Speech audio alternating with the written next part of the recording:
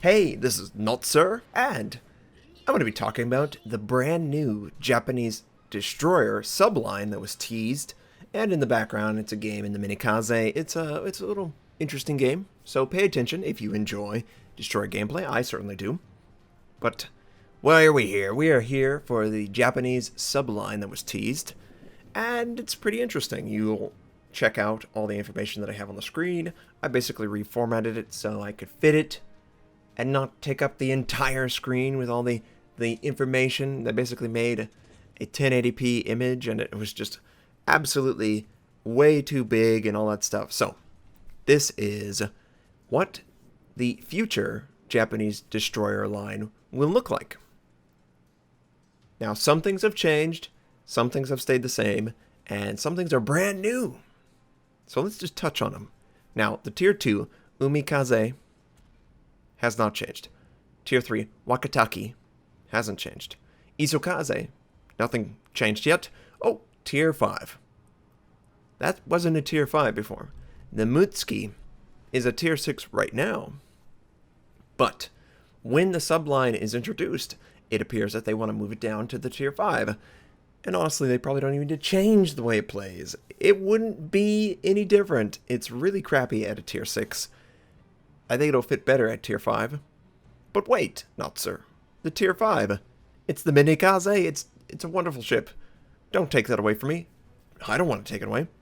It appears that they're going to move it over to the subline. Now, anyone who's around for a while will realize that the Minekaze used to have a 10-kilometer range torpedo system.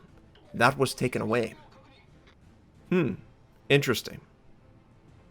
The Tier 6, we have, it's a Fubuki. Fubuki is a Tier 8 destroyer right now.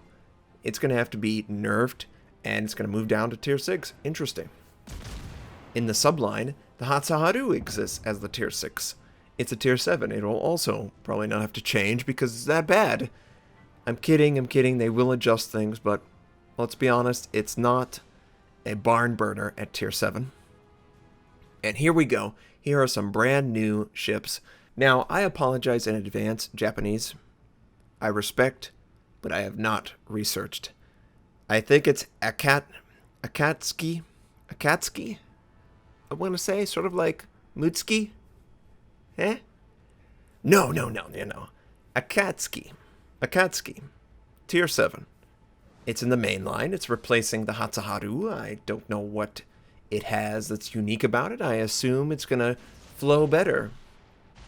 The Fubuki was right behind the Kagero, and this fits in nicely. I assume it's going to look almost identical. So it's going to have a two gun setup with a two turret setup with 2 guns each.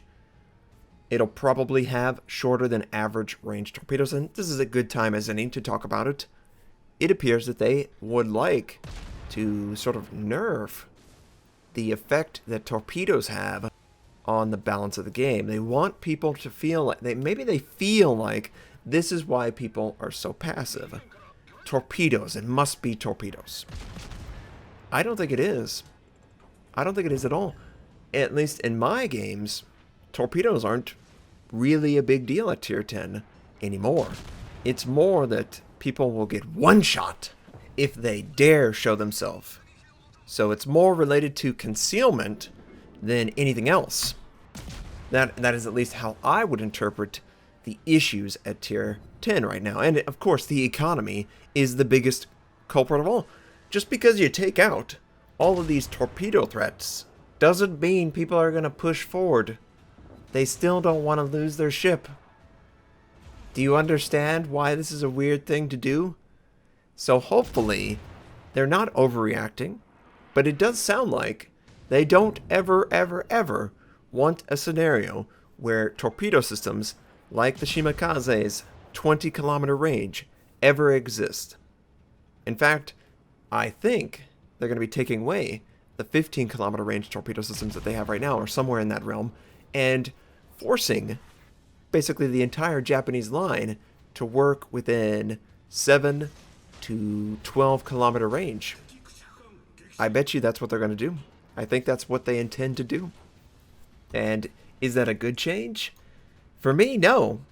For me, no. I really enjoy the Japanese destroyer line. I think it's really fun. I don't see anything wrong with them. I do have a problem when people complain that they don't know how to avoid it when there's so much free information out there. If you consistently die to something or you're frustrated, you know, go to YouTube, go to the forums, and find a solution. That's what I do with everything in my life. And there are great solutions to understanding how a Japanese destroyer wants to come about in the game. You know, what they are looking for to take advantage of in an opponent. It's very plainly, obviously spelled out by a lot of people. I'm not the only one. So I really hope that this isn't them saying, oh man, torpedoes, they're so boring. They're so cheesy. They really aren't. They really aren't. There are so many ways that you can understand the intent of the opponent.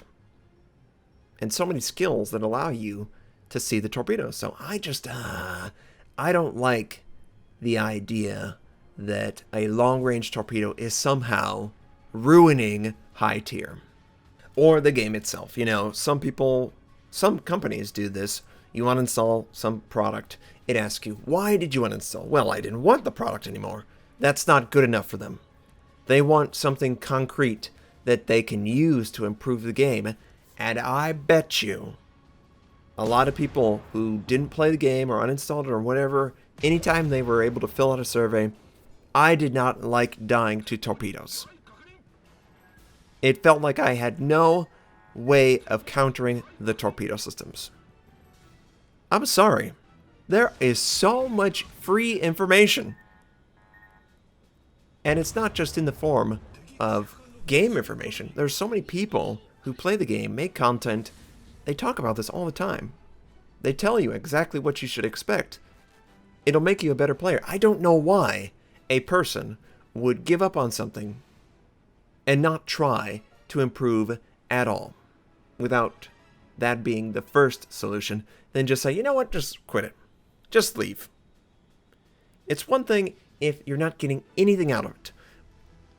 But if you enjoy it, why wouldn't you immediately say, you know what? I'm dying to torpedoes. How do I better empower myself to avoid torpedoes? There's just great information out there. So we got sidetracked, but I'm hearing down the grapevine that they want to redefine what the Japanese destroyer line is. It's not going to be a gunboat, obviously, but it's not going to be solely torpedo focused. You know, they're going to buff the guns and nerf the range of the torpedoes. That's my guess. That is without any insider information. I just think that is probably the direction they intend to go. So let's go to the subline. And let's also apologize in advance, Japanese. I'm really sorry. I want to say Shiratsutsu, Suyu, Shiratsuyu. Yeah, we're going to go with that. Shiratsuyu. It's a tier 7. Don't have any idea.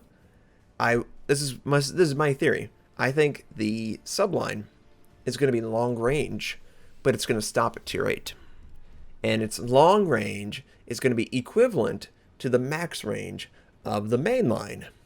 So you might get long range 1 tier higher or 1 tier sooner in the subline, but it will stop well short of a tier 10. So it won't impact as much the late game.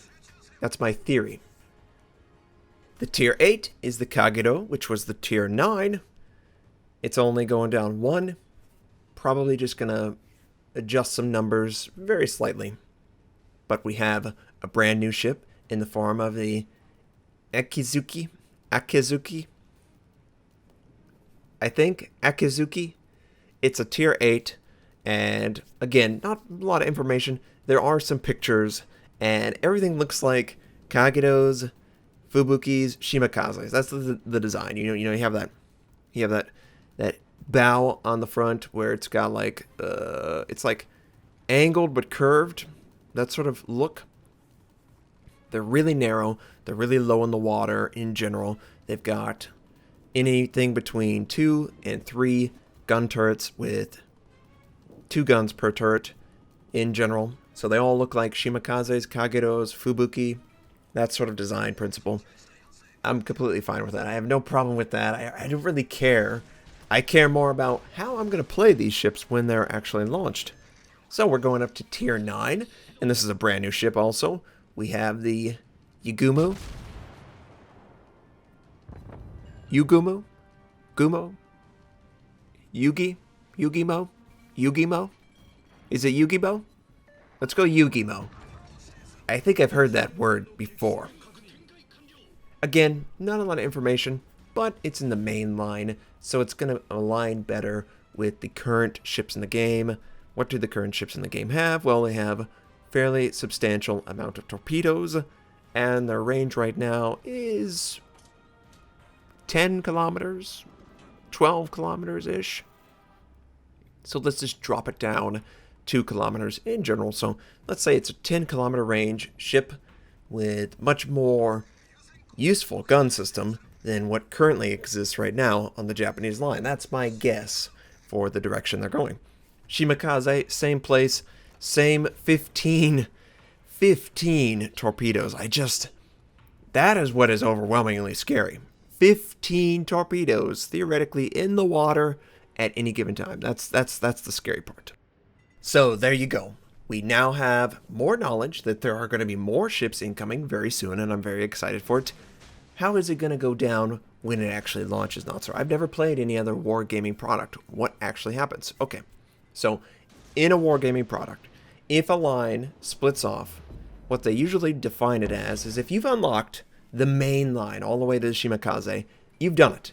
Until the end of time, you will have access to all Japanese destroyers in the main line leading up to what is now the Shimikaze. I'm sure that's not going to change. And because of that, the Minekaze and the Hatsuharu are going to the subline. Well, I really like my Minekaze. I don't think they're going to take it away. I believe if you've unlocked a ship or a tank before, you get it for free. You know, it would feel really weird to take away a ship that you really enjoy. The Minekaze isn't changing tiers. The Mutsuki is.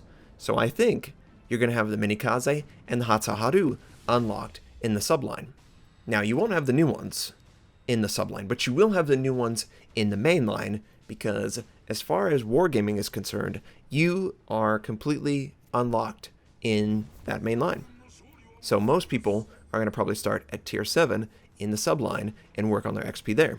Now, I hope this was interesting. I'm obviously very excited to try them out, and I will share that whenever I can. I hope you have a fantastic day, and I'll catch you next time.